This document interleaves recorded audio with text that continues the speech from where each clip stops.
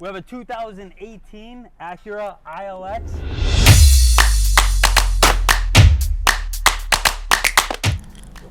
I'm about to fucking fall off the ladder over here. We were just checking for leaks. I'm gonna show you exactly what we did. All right, check it out. We installed this HKS muffler right here. We have DJ finishing up the last welds. We were checking for leaks. DJ, give me 1 second, bro. He's not gonna be welding, Jay. We're good on the camera. The thing usually burns the lens. So we started with the cat all the way back, stock. We removed the resonator. This was the resonator right here. Restricting, get that out of there. Hopefully he didn't want to bring it home with him. We got DJ, one of the best fabricators in the game, making it happen. Put in a little piece of pipe right here, and the HKS muffler.